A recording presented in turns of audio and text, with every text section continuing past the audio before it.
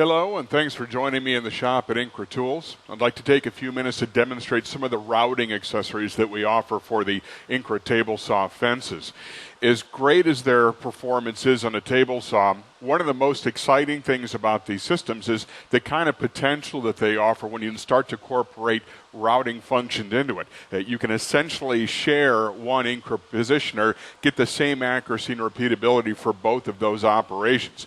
And we have a couple of great router tables for you to pick from to help you make better use of the space that you have. The larger right side router table that I'll be using in my demonstration here, this does nicely fill that space to the right of the saw. It's also not necessary to reposition the base assembly on the rails to set it up for router work. This does, however, put a lot of weight off the side of the saw, so you want to consider adding a set of rail support legs to better balance the system. Now, the left side router table takes advantage of the fact that the base can be repositioned anywhere on the rails, and that's kind of an extra step on its own. But the advantage is when you get it down here, you're working from the end of the machine where you've got better access around the router. You can physically get out in front of the fence if that's your style, and you can also get the fence further from the router. You have a lot more capacity available here than you do typically on the right side table. And in either of those situations, you have perfect repeatability as you go back and forth between sawing work and routing work, because there are stops on the rails for the base assembly, and those stops are in pairs front and rear in 3 different places along those rails. These router tables don't connect to the table saw at all. After the rib fence is up and running, these tables get hung directly from the TS rails, and they come with their own steel hardware kit to make that happen. One of the benefits here is that happens after the saw fence is up and running. So you can do that at any time. When you install the router table, it's not necessary to change anything or make any adjustments to the fence system itself. On a normal installation, these router tables will replace the cast iron wing on one side of the saw or the other, and you really want to factor that in when you're deciding on which router table that you like the best. A lot of saws will have a large motor housing that protrudes out of the cabinet one side or the other. You take the metal wing off, mount the router table, and that cabinet can interfere with the router. So whichever side has that cabinet, if your saw has one, make sure you get the router table that mounts on the opposite side.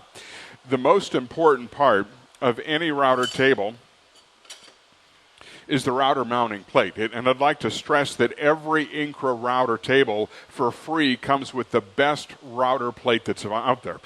The Magnalock ring set is very slick. The rings are steel. They're held in with very powerful rare earth magnets, so you can change them instantly.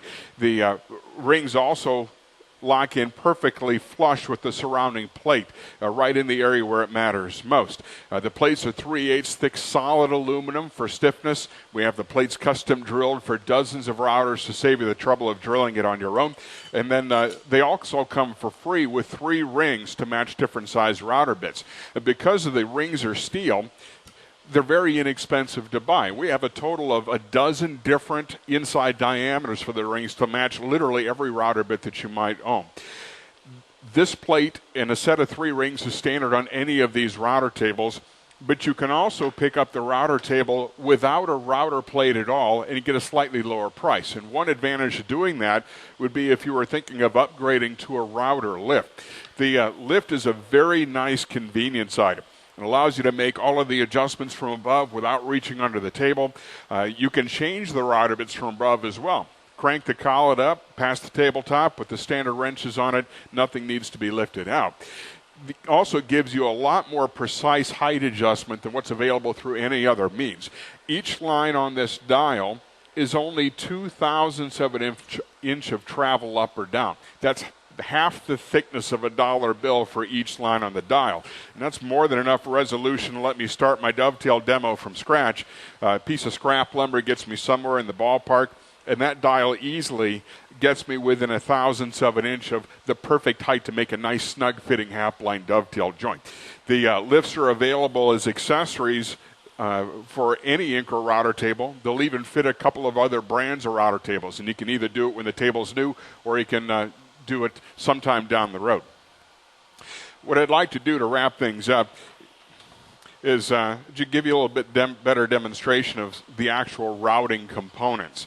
The question is, once you've got a router table set up, how do you actually use the rip vents to do raised panel doors, molding work, box joints, and dovetails? The answer to that is in a very large kit of accessories called the Joinery package. This is exactly the same kit of routing accessories that are included standard on our top-of-the-line LS17 and LS25 super systems. The rip vents itself, this is not adjustable for any type of router work.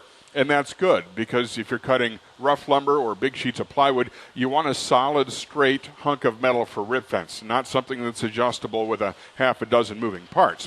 For the router work, the Joinery package is based on the Wonder Fence, and this is the same Wonder Fence that you've seen in various configurations in different INCRA router table systems. Like a big commercial shaper, it's adjustable in and out for any size router bit that you might buy.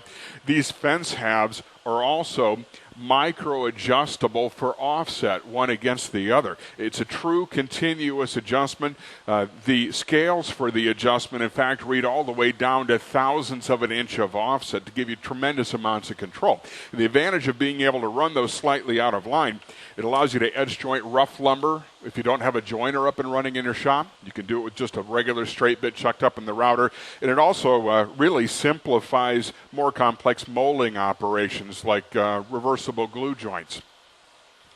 In addition to both halves of the Wonder Fence, dust collection built in, it comes with a really nice, completely adjustable aluminum high-rise, a very handy item to have in the situations where the boards need to go through the router bit upright and on edge, like the second half of a lock miter joint.